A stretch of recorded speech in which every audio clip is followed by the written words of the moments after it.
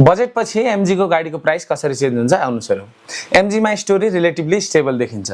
धेरै variant around 4% को increase मात्रै हुन सक्ने जस्तो चान्सेस देखिन्छ।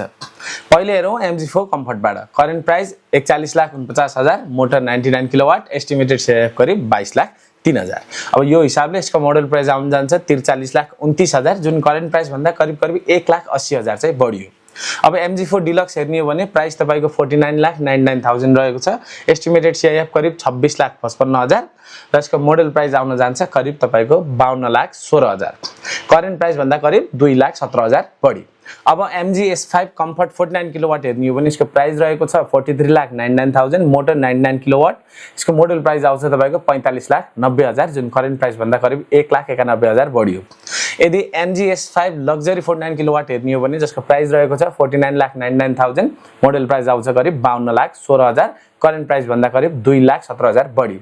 अब MG S5 लग्जरी 62 किलोवाट हेर्ने हो भने यसको प्राइस 54,99,000 रहेको छ।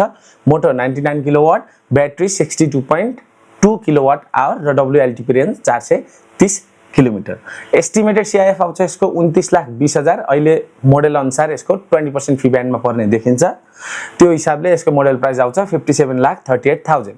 करेन्ट प्राइस भन्दा करिब 2,39,000 बढी। तर यो यदि 30 लाख को सीआईएफ लाइनको नजिक भएको कारणले यदि भ्यालुएसनमा माथि गयो भने चाहिँ 35% फी ब्यान्डमा जान्छ, जसले गर्दा प्राइस तपाईको बढी आउन जान्छ।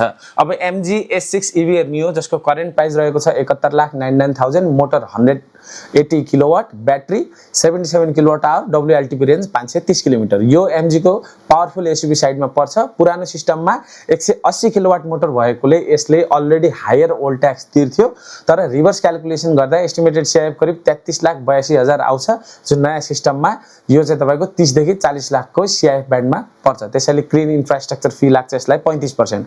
यो हिसाबले यसको मोडल प्राइस करिब आउँछ 74,76,000, जुन भनेको करेन्ट प्राइस भन्दा करिब 2,77,000 मात्रै बढी। यहाँ इम्पोर्टेन्ट कुरा के हो भने MG एक्सेस पावरफुल कार भए पनि प्राइस जम्प डिपाल SO7 जस्तो एक्सट्रिम छैन, किनभने पुरानो सिस्टमले यसलाई मोटरको पावरको कारणले हेभी ट्याक्स लगाउने गरेको थियो, तर अहिले चाहिँ तपाईको सीआईएफ ब्यान्डमा जाने बित्तिकै त्यो सिस्टम चेन्ज भइसकेको छ। अब MG को समरी भनेको MG4 स्टेबल देखिन्छ, MG S5 स्टेबल देखिन्छ, MG S5 top variant 30 lakh CIF को लाइन नजिक भएको छ र MG S6 पावरफुल एसयुभी भए पनि मोडरेट इन्क्रिज मात्रै यसमा चाहिँ देख्न सकिन्छ।